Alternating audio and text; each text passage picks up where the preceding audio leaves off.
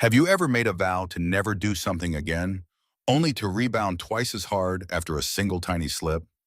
You tell yourself that starting Monday, there will be no more sugar, no more overspending, or no more skipping workouts. You draw a bright line. But by Thursday, one small mistake spirals into a massive binge. The stricter than never, the louder the rebound. Today, we are going to explore exactly why your brain turns a tiny lapse into a total avalanche, and we will look at a much smarter way to hold the line. All or nothing vows feel incredibly strong in the moment you make them. They feel clean, simple, and decisive. When you draw a rigid boundary, you get an immediate rush of feeling in control. For a brief moment, it genuinely feels like you have solved a complex, lifelong struggle with just one bold rule. You tell yourself that if you just remove the option entirely, you will not have to exercise willpower anymore. But there is a massive psychological iceberg hiding just beneath that feeling of purity. The very same rule that gives you a sense of control can quickly turn into an inescapable fixation. When you declare something completely forbidden, your attention starts to orbit that exact thing. Much like a moth relentlessly circling a bright porch light, you stop focusing on your overall health or your financial goals, and you start focusing entirely on the exact thing you are not supposed to have. To understand why the forbidden target gets so loud, we have to look at how human attention actually works. Decades ago, classic psychology experiments asked people to completely avoid thinking about a specific object, like a white bear, for just a few minutes. Afterward, researchers found that the forbidden thought popped up far more frequently than if the participants had never tried to suppress it in the first place. Trying not to think of a thing does not erase it.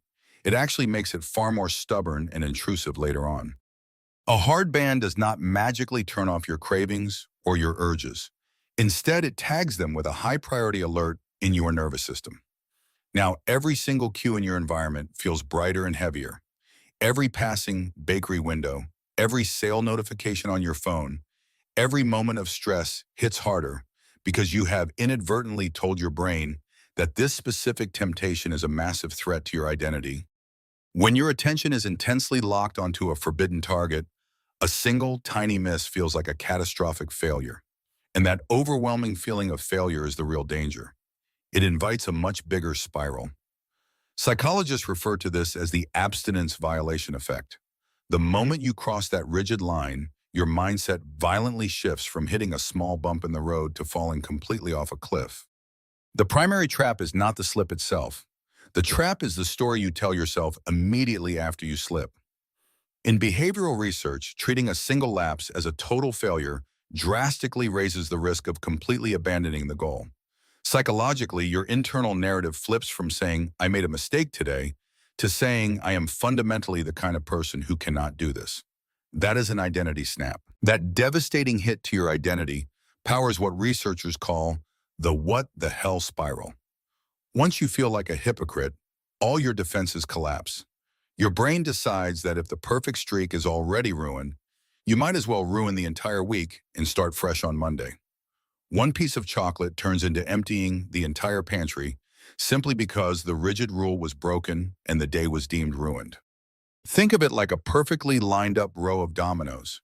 The first tap is tiny, barely a whisper of friction. But once that identity piece tips over, the rest of the dominoes tumble incredibly fast. What could have easily been an isolated moment of weakness becomes a full-scale collapse. The core problem was never the first domino. The problem was how closely you packed the rest of your self-worth directly behind it. So what happens when we look at data on strict rules versus flexible ones over the long term? In massive behavioral surveys conducted in the 1990s, researchers looked at thousands of adults and their daily dietary habits. They consistently found that people who used rigid restraint, meaning absolute bans and never-ever rules, reported far more disinhibited eating, frequent loss of control, and surprisingly higher overall body weights. On the exact opposite side, the people who practiced flexible restraint, allowing for bounded, occasional treats without immense guilt, showed much steadier daily patterns and maintained lower body weights. The pattern was overwhelmingly clear. Stricter bans correlated with worse long-term stability.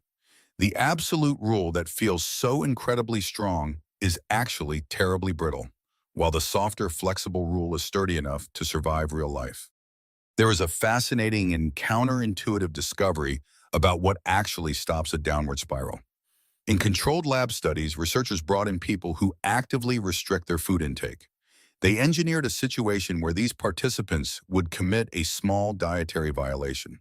For most, this immediately triggered a massive overeating episode. But when researchers gently guided a specific group to practice self-compassion right after the slip, everything changed. The participants who practiced self-forgiveness actually ate significantly less during the rest of the experiment. By actively letting go of the shame, they shrunk the rebound effect. Gentler self-talk did not lead to them being lazy or self-indulgent. It actually empowered them to take stricter, more aligned actions next. Self-forgiveness acts perfectly like a shock absorber, keeping a small bump from tearing apart the entire vehicle. We also have to deeply recognize that behavioral change is not a single exam that you either pass or fail forever. If you look at public health data on smoking cessation, you will find that a vast majority of successful quitters needed multiple concerted attempts over several years before achieving long-term success. Needing numerous tries is statistically normal. It is the reality of being human, not a permanent personal flaw. This fundamentally means a lapse is simply a waypoint on your journey. It is not a final verdict on your character. If you expect that attempts will occasionally be messy, a slip transforms from a tragedy into incredibly useful data. It teaches you exactly where your boundaries are weak and what specific environments trigger you. You can use that precise information to refine your next plan rather than dramatically quitting the entire goal. If absolute vows do not work, what holds up better? The answer is structured flexibility, specifically something called if-then planning. Instead of relying on a vague promise to do better, you create a precise logical formula. You tell yourself, if this specific challenge or cue happens, then I will take this exact alternative action. Across dozens of studies, this remarkably simple mental framework provides a massive boost in goal follow-through. Specific structure always beats vague intensity. A weekly cap, a clearly defined time window, or a rehearsed recovery step will consistently outperform a desperate vow to never do something again. The profound secret to lasting discipline is to design rules that you can actually keep on your absolute worst, most exhausted day, rather than rules that require you to be operating at peak performance on your very best day. Let us run the exact same real-world scenario down two different paths. Path A is the rigid all-or-nothing approach. You declare absolutely no sugar ever again. On day 5, a coworker brings fresh cupcakes to the office to celebrate a birthday, and you cave. You grab one. Your internal script immediately screams, I blew it, I am a failure. The result is intense shame followed by a late-night binge eating everything in your kitchen. Now let us look at Path B, the flexible approach. Your rule is 3 sweets a week, but never 2 days in a row. The day 5 office cupcake counts as one of your 3. Your internal script calmly notes the event, recognizes it fits within the bounds, and returns to the baseline plan. The result is a normal, healthy dinner. There is no spiral. It is the exact same slip, but a radically different story, leading to a completely different week. The goal is to thoughtfully design behavioral rules that are capable of bending so they do not have to break. You do this by swapping hard bands for reasonable bounds. Instead of never drinking, you set a 2-drink maximum. Instead of never spending money, you set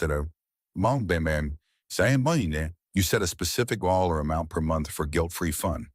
The outer shape of the habit stays incredibly firm, but your mind has enough flexible room to breathe inside it. Another incredibly effective tool is using ranges to survive your low motivation days.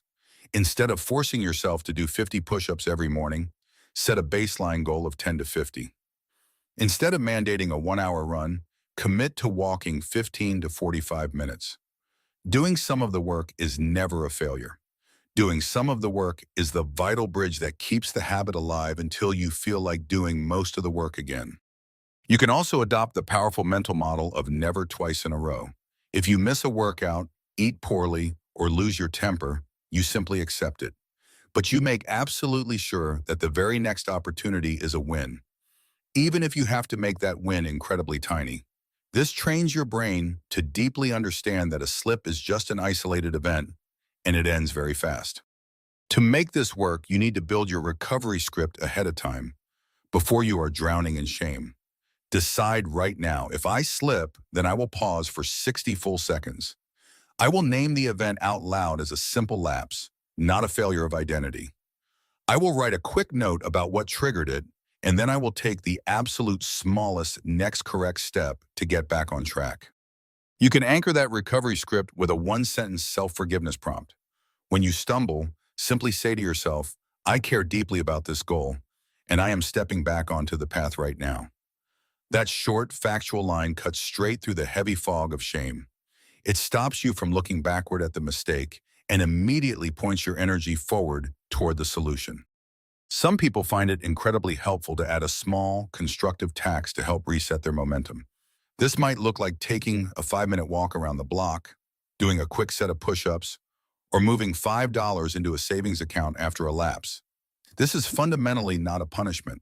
It is a physical, undeniable signal to your brain that the debt is paid and the page has officially turned. Now, we must include a few important caveats. There are certain situations, particularly regarding severe addictions or specific medical conditions, where strict, absolute abstinence under professional medical care is entirely necessary. In those deep valleys, flexible limits are not a magic cure-all, and seeking professional support is paramount. Furthermore, bright line rules are not inherently evil. They can actually work wonderfully for certain personalities who crave absolute clarity. But they only work over the long term when they are paired with a deeply non-perfectionistic recovery plan. The rule can be perfectly clear, but the identity attached to the rule must remain resilient, clear, but never brittle. Ultimately, this requires a fundamental shift in how you view discipline. Here is the mental reframe to walk away with today. True control is not about never slipping. True control is about never letting a single slip choose the trajectory of your entire next week.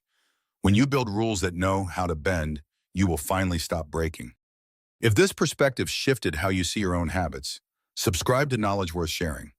Our goal is to help you get a little sharper and live a little better every single week. We unpack clear, powerful ideas that you can actually apply across your work, your finances, your health, and your focus.